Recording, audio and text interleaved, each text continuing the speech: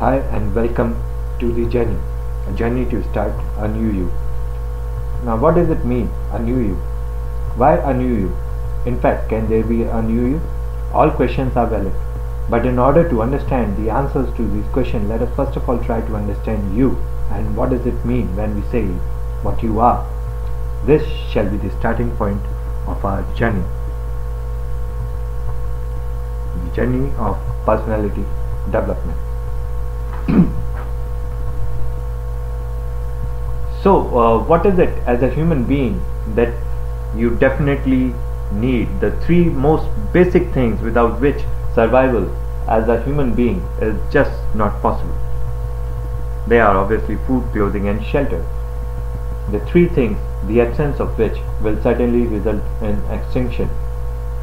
So as a human being, assuming full rational thinking on your part, you will strive to fulfill these three basic requirements, and in fact the aim would be an absence of worry on these three fronts forever. Let us assume that you are able to do so. Then what next? For those who believe in the power of mind, it is obvious that once the most basic needs are satisfied, then you will definitely move on to further aspirations and desires which you will seek to fulfill.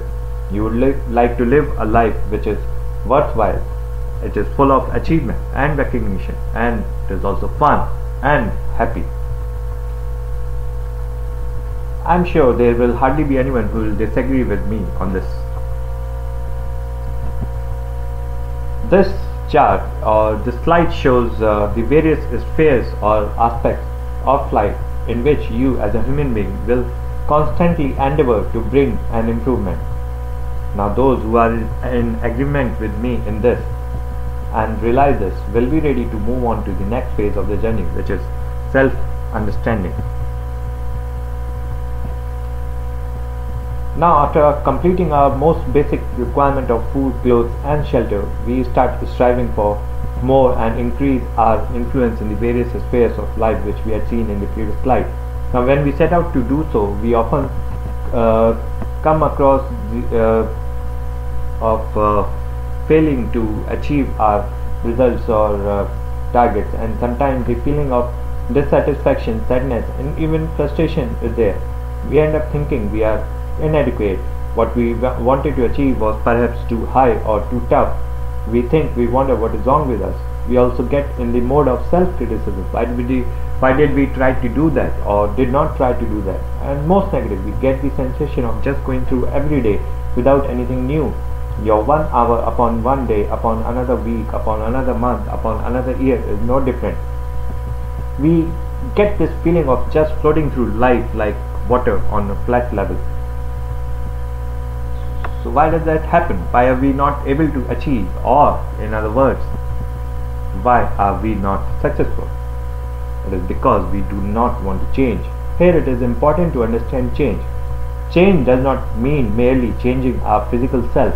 We are talking about the change in our mind, in our thought process. The examples of resistance to change are too many. We do not try to learn anything new after we pass out our college. We do not try to think of new ways to do something. We depend upon whatever has been shown to us or whatever we have been told. The resistance to change is present in the daily mundane aspects of your life. Your unwillingness to change your waking up time, your toothpaste, your tea time, your tea brand, in fact. All these are resistance to change. It is prevalent primarily because it is the refusal to make your mind work, and the emotions generated because of that is fear. Sometimes it is also perceived that change means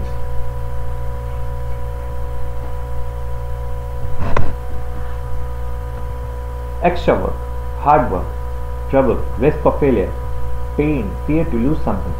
But if you analyze the root in all these opinions or emotions is our refusal to bring our mind into action. We avoid that, and hence we are afraid, and the more we are afraid, the more we avoid. If we are really willing to exercise our mind, then we would definitely like to find new things, new choices, new ways, new methods, new people, and we would be definitely be trying to willing to try them out. So satisfy our mind.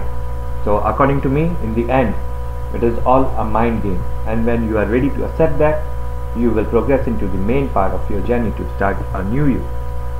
The new you is a successful you. And when we are talking about this successful you, let us first of all at least try to understand this concept of success. What is success? $1 million in your account, the whole world recognizing you and saluting you, a huge castle of your own, PM or president of your country, or let us say somebody who wants to get to work in a particular organization and he gets recruited. Is that success? Or somebody who wants admission in Harvard, Oxford, MIT or whatever, and he gets selected. Is that success? There is a person who wants to get married to a particular person and he marries that person, he or she marries that person. Is that success?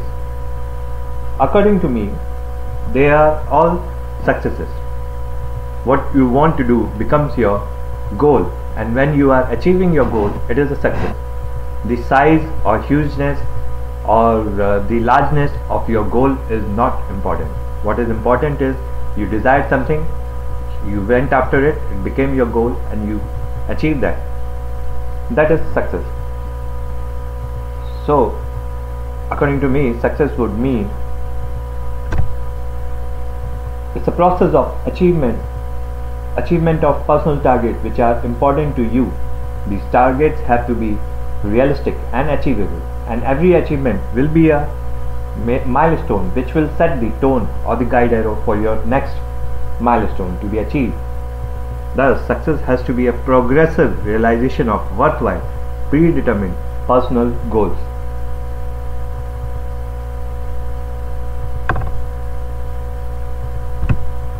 Now that we know what success is, we need to ask ourselves whether we are really in need of success, or should we make success the basic of our life. After all, life is going well as it is. Why do we need to do that extra hard work? The answer lies in the quality of happiness or the quality of life that you want. According to me, success and happiness have a direct ratio. The more successful you are, the more happy you will be, and the less successful you are, the less happy you will be. Success gives you that sense of achievement. You want to grow in life, you want to get good increments and promotion in the company, you want to be respected in the society, you want to take care of your family. All these are consequences of your successes, and overall they give you happiness and you start enjoying your life. So how will you get success? It's through your personality development, and this development is the destination or the ending point of our journey. What is this personality and its development?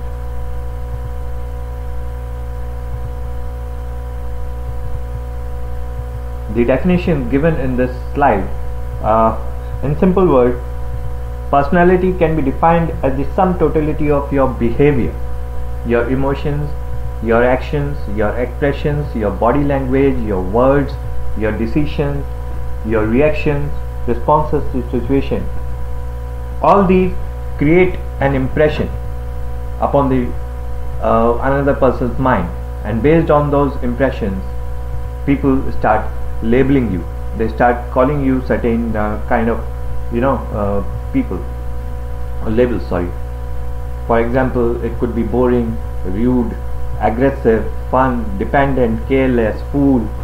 All these are various kind of labels that people start giving you, and in other words, this is how they look at you, and this is what they think you as a person are. Hence, it becomes your personality. Now remember, for success, it is extremely important that those impacts or the impressions that people have of you have to be very positive, so that they look at you in a more positive manner and are able to respond to you positively. Particularly if that person happens to be a decision maker in your path of success, he has to look at you positively. Only then we will start getting success. So personality development becomes an inculcation of positive behavior, right? So behavior experts, they have done a lot of research and studies which have identified certain traits that are most of the successful people have. Let us take a look at them. You can see that successful people are not aimless people. This becomes the basis of the rest of their behavior. Their desire to succeed never makes them give up, and hence they have positive attitude. They say, yes, we will do it. The same desire motivates them to be punctual, sincere, hardworking. They try to find out better ways, innovate. If teamwork is necessary, then they ensure that they become good members of the team and they create good teams. They are also able to explain their point of view and understand others also. They always make a positive impression upon other people. By my own experience, I think this is quite true, and I recommend that to develop yourself, we should focus on these traits. Now this slide is talking about your outer symbols of personality. The previous slide was talking about your mind, the mind which gives an indication to the other people what you are, and these 3 points here in this slide will give you will make that impression either stronger or confirm the negative impression. If you have good grooming appearances, it gives an immediate positive recognition to you. Your personal hygiene also gives a positive impression. Good manners impress people positively. So folks, this is all about personality development and its relation to success. But remember, when I was talking about personality development, I was also talking about mind. Your willingness to work with your mind and change or develop yourself positively. In other words, you should have the attitude to do it. In my next video, I will be talking about attitude. Keep a lookout for that. Thank you. Goodbye.